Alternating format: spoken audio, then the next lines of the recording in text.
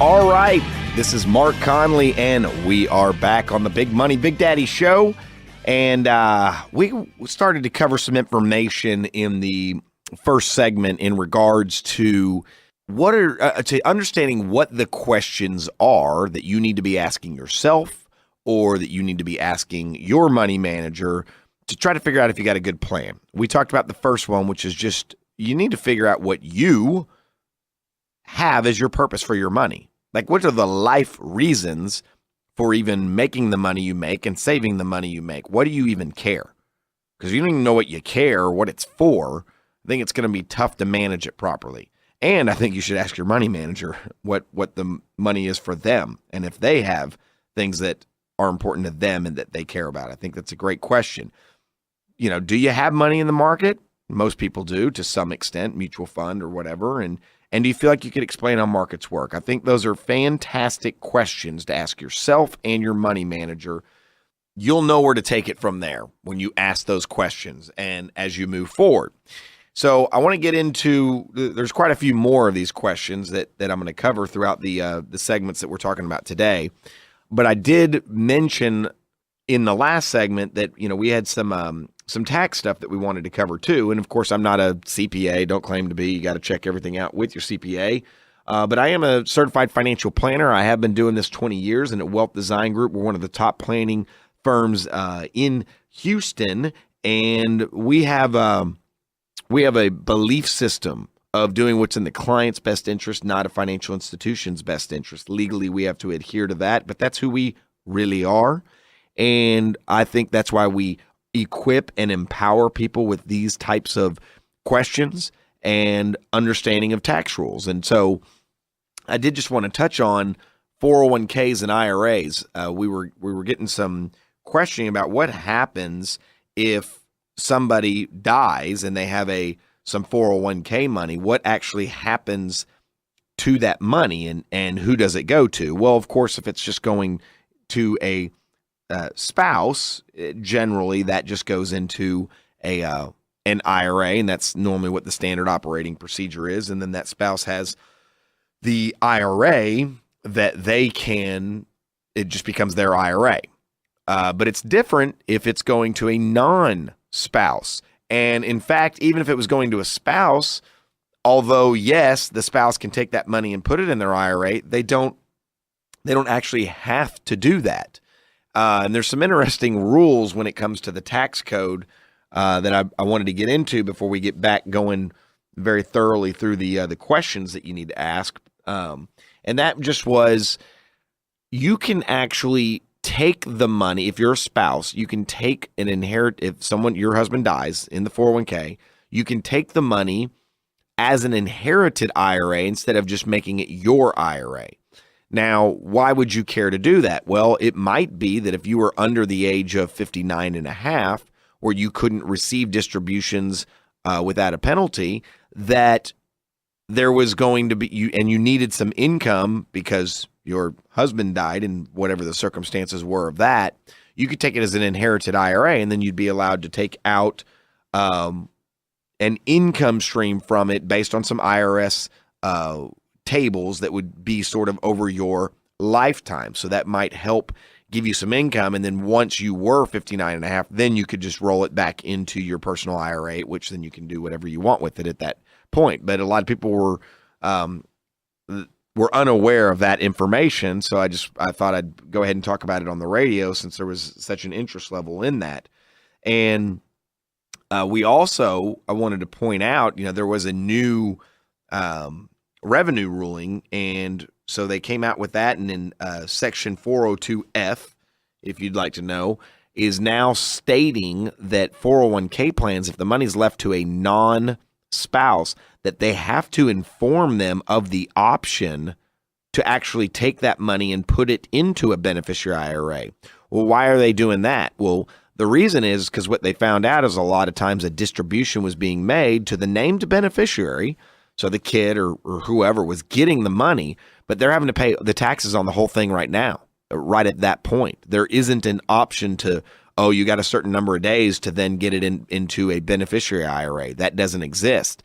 So they're having to make that clear that option is on the table so that people can choose to, because you can move it directly from that 401k into a beneficiary IRA. Well, why would you want to do that? Well, because once you move it into a beneficiary IRA, you now can continue to defer the taxes on the account and continue to let that money grow. Now, granted, you've got to take out a small amount of the money according to the IRS table. That really is kind of the idea of the IRS table. It doesn't work out this way exactly, but the idea is that it's an amount of money that if you kept taking that out and you had to increase it every year, it would eventually be at zero at your life expectancy. But that is how those work. And we, of course, then got the questions about, well, what happens if you take the money, put it into a beneficiary IRA, you don't decide just to take it all and pay tax? Do you have other options? You can have a beneficiary IRA that pays out over your lifetime, as I just explained. Well, there's also an option on there that is you have to take it out over 5 years. But just to point out, I don't know why you really pick that option, because if you take it out over your lifetime, you still retain the right to take out more than the minimum. Now, there could be the issue if you were under 59 and a half. So I guess, that might be the one area where you could look at that and you needed to get all the money out of the account. But those are the options that are there. And then the other issue with it was, what happens if you have the beneficiary IRA, but then you die? Can it go on to another person?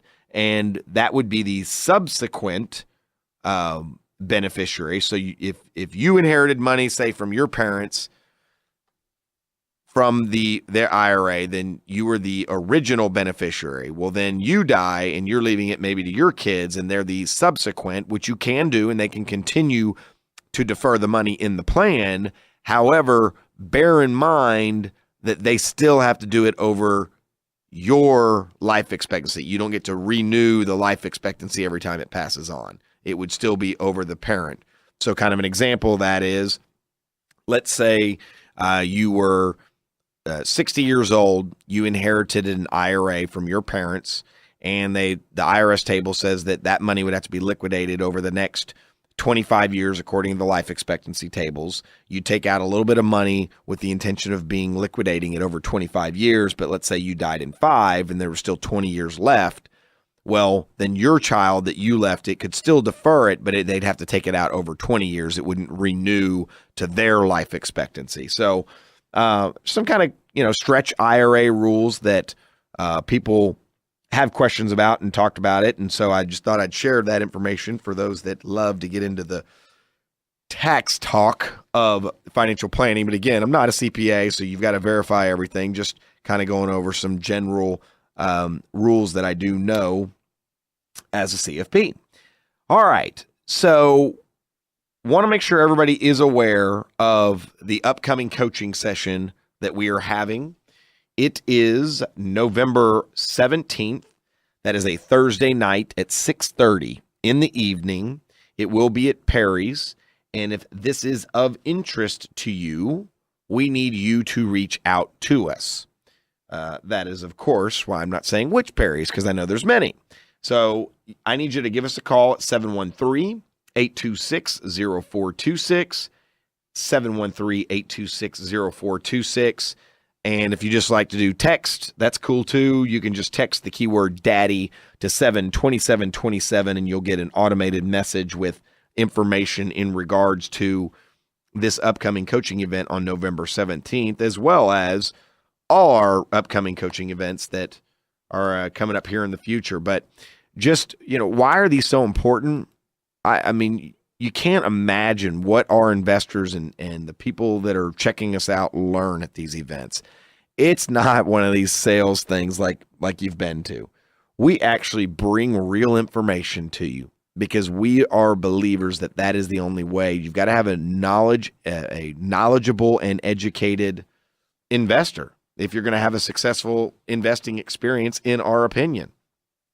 And I mean, with everything going on, the election, we're going to be talking about that. We want to talk about reclaiming your American dream. We're going to talk about the behaviors that get in the way. We're going to talk about the media. We're going to talk about what information that they're giving is good information, what information they're giving you can throw out, what is valuable, what can actually help your portfolio. That's what we're going to be covering.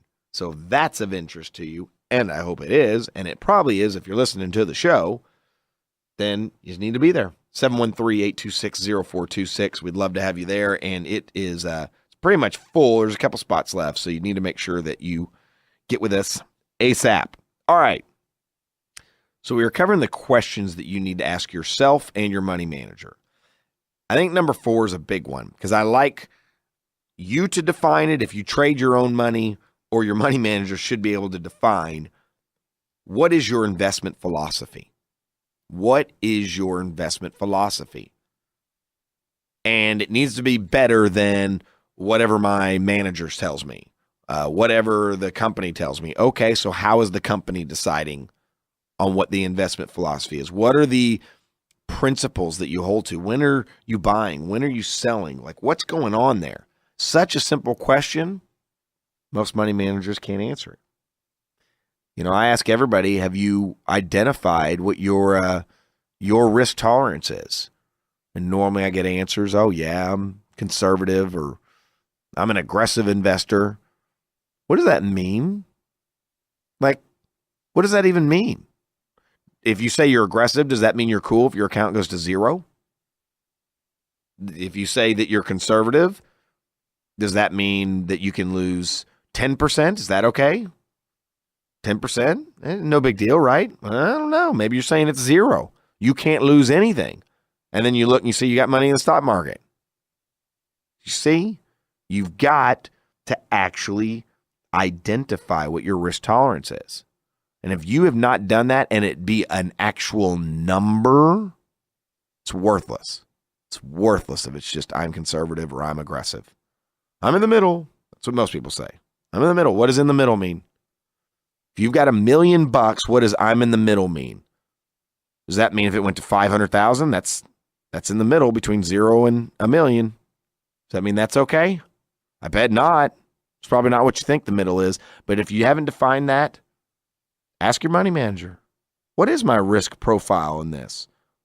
What is that? How much could I lose at any given time? What's the deal with that? I've heard, oh, we've got it set up. We're just sell you out at 10% loss, so you can't lose more than 10%. Well, yeah, but if you sold me out and then you get me back in and then it goes down another 10%, I've lost more than 10% because I've lost it twice, right? Think about it. I don't think many people do. You need to ask that. The next question's interesting because the question that you need to ask is, do you know how to actually measure the diversification in your portfolio? See, most people think diversification is you go out, you buy a bunch of different stuff, and now I am diversified.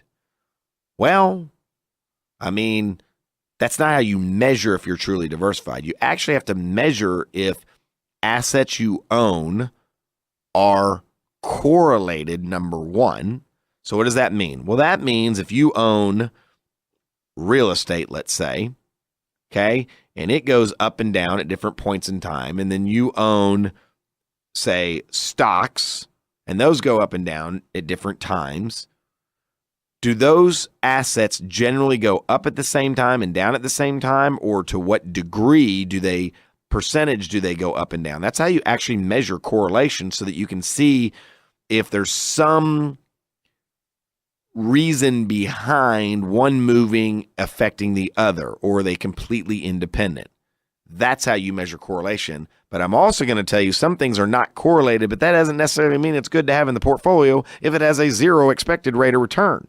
And that's what I'm going to cover in the next segment, because I think you need to know that. Our next coaching session is we are going to be talking about everything that's happened in the election, how to reclaim your American dream. It's going to be on November 17th at 6:30 in the evening at Perry's. If you're interested and want to learn more about it, 713-826-0426. Big money, Big Daddy.